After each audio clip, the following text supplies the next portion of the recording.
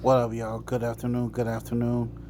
I have an update here on Alicia Andrews. Let's get it.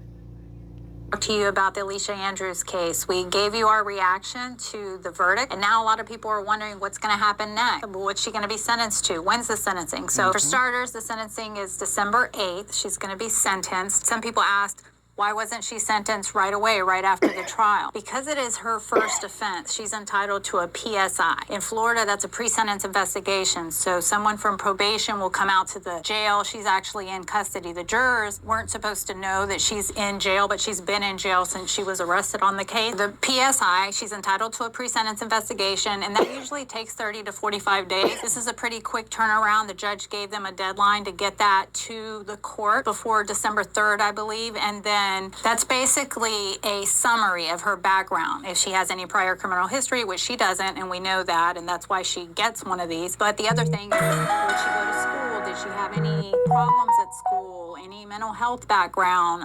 Family support? Did she work? Community service? These kind of things. And basically, the probation officer makes a recommendation to the court as to what they think the sentence should be. Now, a lot of times, probation basically just says they believe that she should be sentenced to whatever the guidelines are. In Florida, there's a thing called a score sheet. You get points based on the type of charge that you are facing. And that's what determines the lowest amount of time that the judge can give you. So in her case, anytime that there's a death, you get death points. And so it's always around 10 years, a little over 10 years as a bottom. Some of you may have heard, but there's a thing called downward departure. The judge sometimes can go below that minimum of those 10 years if there are certain things like she was an accomplice, which that's one of the things here. She is supposedly an accomplice, and she played a minor role. She was a minor participant. Also, her age could be a factor, and there's a list of different things of why or how a judge could downward depart. So what's going to happen at the sentencing? At the sentencing, the state is going to have the opportunity to bring the victim's family and give a statement and make a presentation to the judge.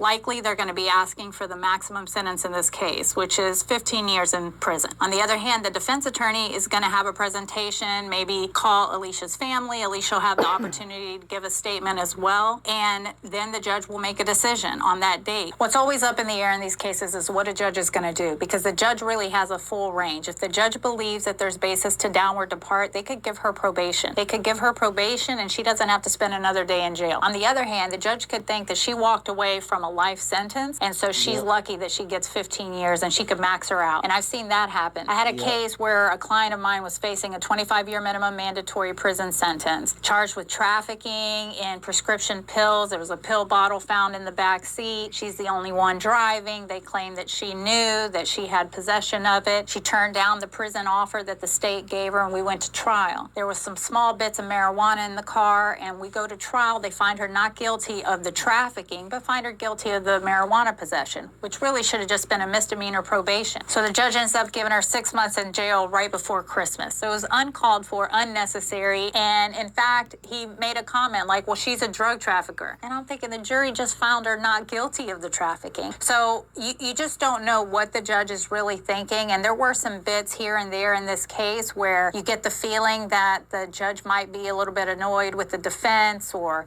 how things are being presented. And it seemed a little unfair, which reminds me of this one point during the defense attorney's closing argument. He's attempting to bring up the fact that the case was not picked up by the feds or something to do with the feds, and the state objects and saying it's not relevant. However, it was something that did come in the trial testimony, and normally in closing arguments, we're allowed to talk to the jury about anything that came in. So whether it was relevant or not, if it's in, and we can talk about it. The ATF agent testified that the feds were not referring this case. I'm sorry, what did you just say? I said the ATF agent testified that the feds were not referring this case. Okay, well, that is not relevant to this, to your... Testified to a judge. I understand, but it should have been objected to, so... And then she makes the comment that that's not relevant, and he reminds her, but it came in. And she goes, well, it shouldn't have. They should have objected. I thought that was a little out of line. Unfortunately, the judge really has to do their best to not interject, and for the jury to hear that the judge thought that the state should have objected to something could potentially be an appealable issue for them. And that may not be the only basis for an appeal. In any case where the defendant ends up getting a significant amount of jail time or a conviction on their record, the defense attorney will initiate an appeal no matter what.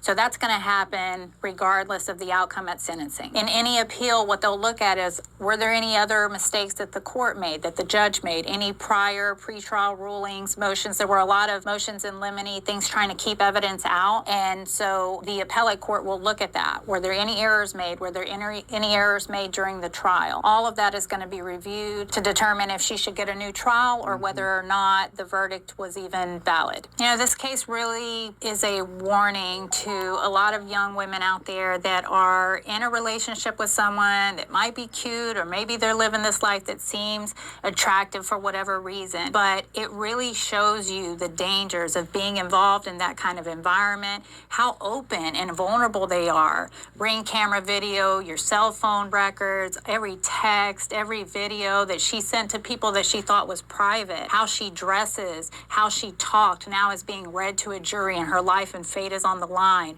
And they're going to judge her based on how she's texting, LMAO, and all of these things that young kids are really not thinking anything about. And now the whole world is seeing it. So it's definitely a cautionary tale to be careful, choose your friends wisely. It's just not worth it at the end of the day. So that's what's to come, and we'll see what happens on December 8th for the sentencing. We'll be back again with some more videos commenting on other things in the news and answering some of your questions. Thanks for watching this video, and we'll see you again soon.